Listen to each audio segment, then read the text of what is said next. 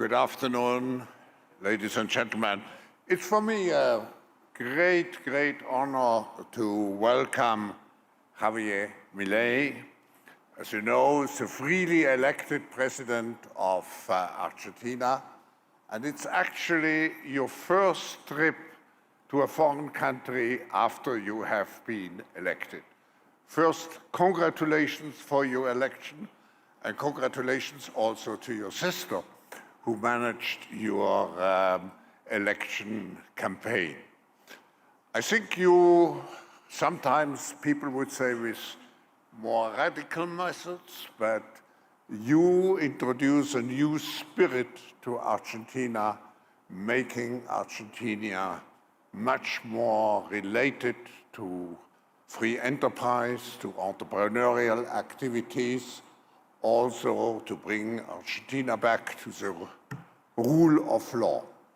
So we have a very extraordinary person among us today, and of course we are all eager to listen to you, and again a very cordial welcome to the World Economic Forum.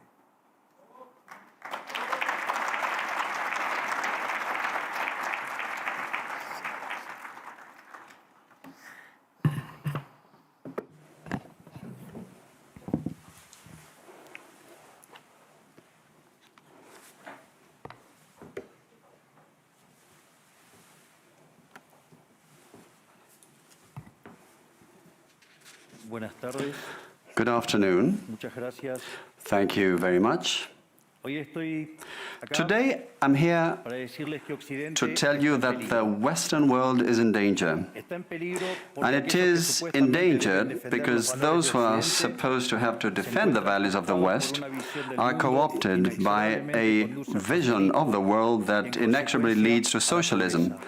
and thereby to poverty. Lamentablemente, Unfortunately, en las últimas in décadas, recent decades, motivados por algunos deseos motivated impulsantes de by querer some ayudar al well-meaning prójimo y otros por el deseo de individuals pertenecer a una willing casta to help privilegiada, others, and others los motivated principales by the líderes wish to del mundo belong to a occidental privileged han caste, abandonado the el main modelo de la leaders of the libertad Western world have por distintas abandoned the versiones de model lo que of llamamos freedom colectivismo. for different versions of what we call Nosotros estamos acá collectivism. para decirles que We're los here experimentos to tell you that colectivistas collectivist nunca son la experiments solución a los are problemas que never aquejan a the los ciudadanos del solution mundo, to sino the que por el problems contrario that son afflict the su citizens causa. of the world. Rather, Créanme, they are the root cause. nadie mejor que Do believe nosotros me, los argentinos para dar no one testimonios better placed de than estas dos us, cuestiones. Argentines, to testify to these two Cuando points. adoptamos el modelo de la When we libertad, adopted the allá por el model año of 1860, freedom back in 1860, in 35 years we became a leading world power.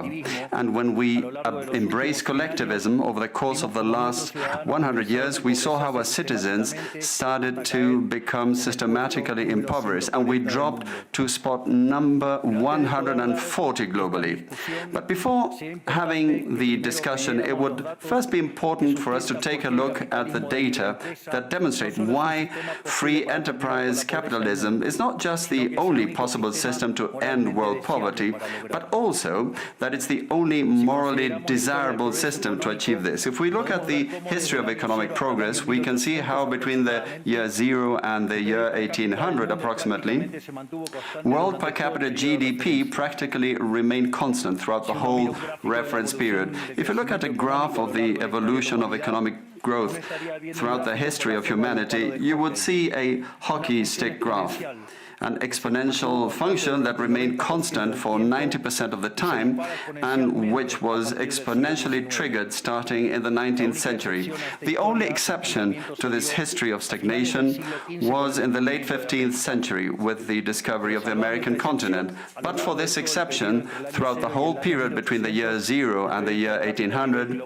global per capita GDP stagnated. Now, it's not just that capitalism brought about an explosion in wealth from the moment it was adopted as an economic system. But also, if you look at the data, what you will see is that growth continues to accelerate throughout the whole period. And throughout the whole period between the year 0 and the year 1800, the per capita GDP growth rate remained stable at around 0.02% annually, so almost no growth. Starting in the 19th century with the Industrial Revolution, the compound annual growth rate was 0.66%. And at that rate, in order to double per capita GDP, you would need some 107 years. Now, if you look at the period between the year 1900 and the year 1950, the growth rate accelerated to 1.66% a year. So you no longer need 107 years to double per capita GDP, but 66. And if you take the period between 1950 and the year 2000, you will see that the growth rate was 2.1%. Again, the CAGR, which would mean that in only 33 years we could double the world's per capita GDP. This trend, far from stopping, remains well alive today. If we take the period between the year 2000 and 2023, the growth rate again accelerated to 3% a year, which means that we could double world per capita GDP in just 23 years. That said, when you look at per capita GDP since the year 1800 and until today, what you will see is that after the Industrial Revolution, global per capita GDP multiplied by over 15 times, which meant a boom in growth that lifted 90% of the global population out of poverty. We should remember that by the year 1800, about 95% of the world's population lived in extreme poverty, and that figure dropped to 5% by the year 2020, prior to the pandemic. The conclusion is obvious. Far from being the cause of our problems, free trade capitalism as an economic system is the only instrument we have to end hunger, poverty, and extreme poverty across our planet. The empirical evidence is unquestionable. Therefore, since there is no doubt that free enterprise capitalism is superior in productive terms, the left-wing doxa has attacked capitalism, alleging matters of morality, saying, that's what the detractors claim, that it's unjust. They say that capitalism is evil because it's individualistic, and that collectivism is good because it's altruistic, of course, with the money of others. So they therefore advocate for social justice. But this concept, which in the developed world became fashionable in recent times, in my country has been a constant in political discourse for over 80 years. The problem is that social justice is not just, and it doesn't contribute either to the general well-being. Quite on the contrary, it's an intrinsically unfair idea because it's violent. It's unjust because the state is financed through tax. And taxes are collected coercively. Or can any one of us say that they voluntarily pay taxes? Which means that the state is financed through coercion, and that the higher the tax burden, the higher the coercion, and the lower the freedom. Those who promote social justice, the advocates, start with the idea that the whole economy is a pie that can be shared differently. But that pie is not a given. It's wealth that is generated in what Israel Kirzner, for instance, calls a market discovery process. If the goods or services offered by a business are not wanted, the business will fail unless it adapts to what the market is demanding. If they make a good quality product at an attractive price, they will do well and produce more. So the market is a discovery process in which the capitalists will find the right path as they move forward. But if the state punishes capitalists when they're successful and gets in the way of the discovery process, they will destroy their incentives, and the consequence is that they will produce less, the pie will be smaller, and this will harm society as a whole. Collectivism, by inhibiting these discovery processes and hindering the appropriation of discoveries, ends up binding the hands of entrepreneurs and prevents them from offering better goods and services at a better price. So how come that academia, international organizations, economic theory and politics demonize an economic system that has not only lifted out of extreme poverty 90% of the world's population, but has continued to do this faster and faster? And this is morally superior and just. Thanks to free trade capitalism, it is to be seen that the world is now living its best moment. Never in all of mankind's or humanity's history history has there been a time of more prosperity than today. This is true for all. The world of today has more freedom, is richer, is more peaceful and prosperous. And this is particularly true for countries that have more freedom and have economic freedom and respect the property rights of individuals, because countries that have more freedom are 12 times richer than those that are repressed, and the lowest decile in terms of distribution in free countries are better off than 90% of the population of repressed countries, and poverty is 25 times lower, and extreme poverty is 50 times lower. And citizens in free countries live 25% longer than citizens in repressed countries. Now, what is it that we mean when we talk about libertarianism? And let me quote the words of the greatest authority on freedom in Argentina, Professor Alberto Venegas Lech Jr., who says that libertarianism is the unrestricted respect for the life project of others, based on the principle of non-aggression, in defense of the right to life, liberty and property. Its fundamental institutions being private property, markets free from state intervention, free competition, the division of labor, and social cooperation, as part of which success is achieved only by serving others with goods of better quality or at a better price. In other words, capitalists, successful business people are social benefactors who, far from appropriating the wealth of others, contribute to the general well-being. Ultimately, a successful entrepreneur is a hero. And this is the model that we are advocating for the Argentina of the future, a model based on the fundamental principles of libertarianism, the defense of life, of freedom, and of property. Now, if free enterprise capitalism and economic freedom have proven to be extraordinary instruments to end poverty in the world, and we are now at the best time in the history of humanity, it is worth asking why I say that the West is in danger. And I say this precisely because in those of our countries that should defend the values of the free market, private property, and the other institutions of libertarianism, sectors of the political and economic establishment, some due to mistakes in their theoretical framework and others due to a greed for power, are undermining the foundations of libertarianism, opening up the doors to socialism and potentially condemning us to poverty, misery and stagnation. It should never be forgotten that socialism is always and everywhere an impoverishing phenomenon that has failed in all countries where it's been tried out. It's been a failure economically, socially, culturally, and it also murdered over 100 million human beings. The essential problem in the West today is not just that we need to come to grips with those who, even after the fall of the Berlin Wall and the overwhelming empirical evidence, continue to advocate for impoverishing socialism. But there's also our own leaders, thinkers, and academics who, relying on a misguided theoretical framework, undermine the fundamentals of the system that has given us the greatest expansion of wealth and prosperity in our history.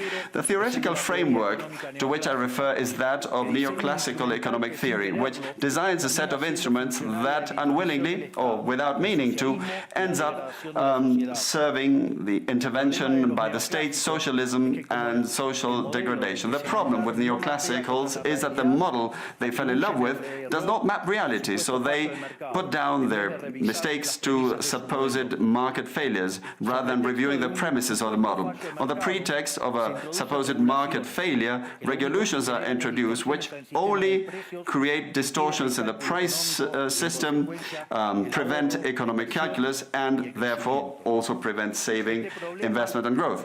This problem lies mainly in the fact that not even supposedly libertarian economists understand what the market is, because if they did understand, it would quickly be seen that it's impossible for there to be something along the lines of market failures. The market is not a mere graph describing a curve of supply and demand. The market is a mechanism for social cooperation where you voluntarily exchange ownership rights. Therefore, based on this definition, talking about a market failure is an oxymoron. There are no market failures. If transactions are voluntary, the only context in which there can be a market failure is if there is coercion. And the only one that is able to coerce generally is the state, which holds a monopoly on violence. Consequently, if someone considers that there is a market failure, I would suggest that they check to see if the state intervention involved. And if they find that that's not the case, I would suggest that they check again, because obviously there's a mistake. Market failures do not exist. An example of these so-called market failures described by the neoclassicals are the concentrated structures of the economy. However, without increasing returns to scale functions, whose counterpart are the concentrated structures of the economy, we couldn't possibly explain economic growth since the year 1800 until today. Isn't this interesting? Since the year 1800 onwards, with population multiplying by 8 or 9 times, per capita GDP grown by over 15 times. So there are growing returns, which took extreme poverty from 95% to 5%.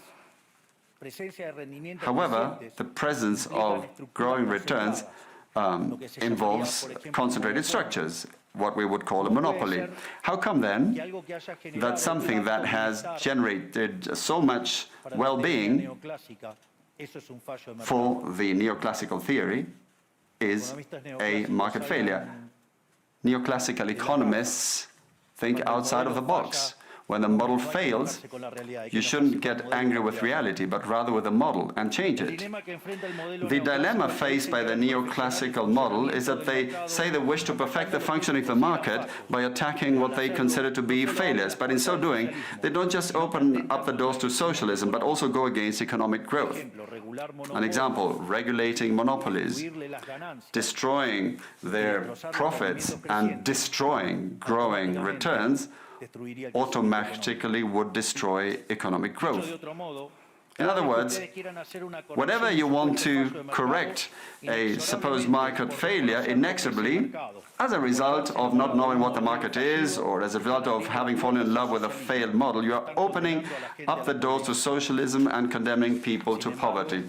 However, faced with the theoretical demonstration that state intervention is harmful and the empirical evidence that it has failed couldn't have been otherwise, the solution to be proposed by collectivists is not greater freedom, but rather greater regulation, which creates a downward spiral of regulations until we're all poorer and the life of all of us depends on a bureaucrat sitting in a luxury office. Given the dismal failure of collectivist models and the undeniable advances in the free world, socialists were forced to change their agenda. They left behind the class struggle based on the economic system and replaced this with other supposed social conflicts which are just as harmful to life as a community and to economic growth. The first of these new battles was the ridiculous and unnatural fight between man and woman. Libertarianism already provides for equality of these sexes. The cornerstone of our creed says that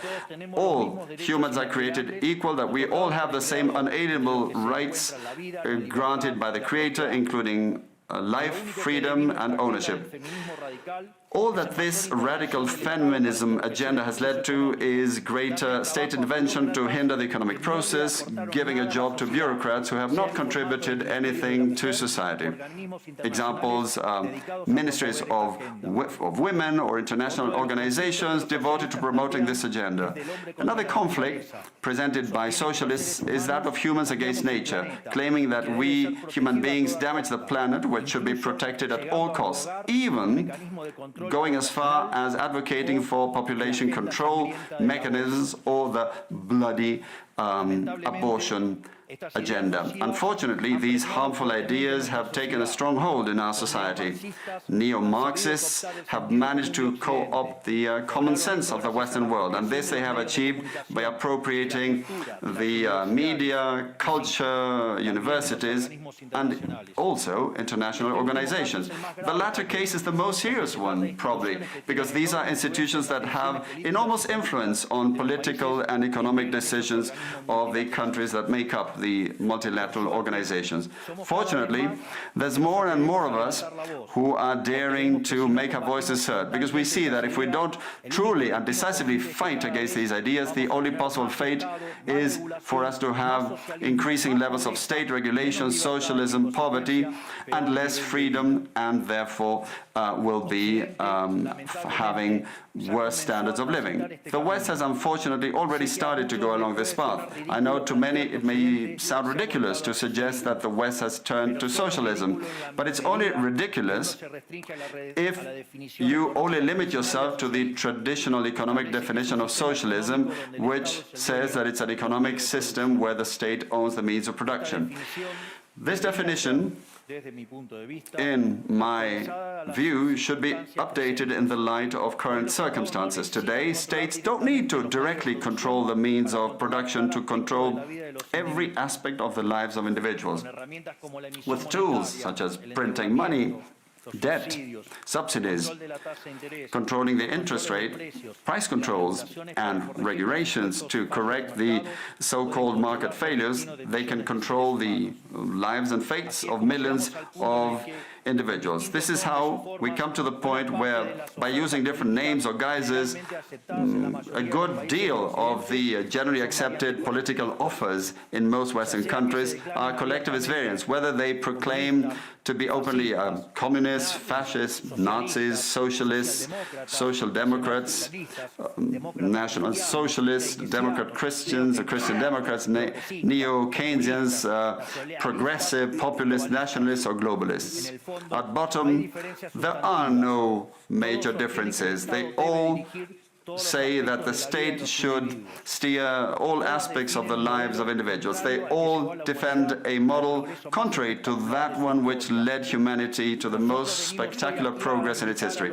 We have come here today to invite the rest of the countries in the Western world to get back on the path of prosperity, economic freedom, limited government, and unlimited respect for private property are essential elements for economic growth. And the impoverishment produced by collectivism is no fantasy, nor is it an inescapable fate. But it's a reality that we Argentines know very well. We have lived through this, we have been through this, because as I said earlier, ever since we decided to abandon the model of freedom that had made us rich, we have been caught up in a downward spiral, as part of which we are poorer and poorer day by day. So this is something we have lived through, and we are here to warn you about what can happen if the countries in the Western world that became rich through the model of freedom stay on this path of servitude. The case of Argentina is an empirical demonstration that no matter how rich you may be, or how much you may have in terms of natural resources, or how skilled your population may be, or educated, or how many bars of gold you may have in the central bank, if measures are adopted that hinder the free functioning of markets, free competition, free price systems, if you hinder trade, if you attack private property, the only possible fate is poverty. Therefore, in concluding, I would like to leave a message for all business people here and for those who are not here in person but are following from around the world. Do not be intimidated either by the political class or by parasites who live off the state. Do not surrender to a political class that only wants to stay in power and retain its privileges. You are social benefactors, you're heroes, you're the creators of the most extraordinary period of prosperity we've ever seen. Let no one tell you that your ambition is immoral. If you make money, it's because you offer a better product at a better price, thereby contributing to general well-being. Do not surrender to the advance of the state. The state is not the solution. The state is the problem itself. You are the true protagonists of this story. And rest assured that as from today, Argentina is your staunch, unconditional ally. Thank you very much, and long live freedom. Damn it.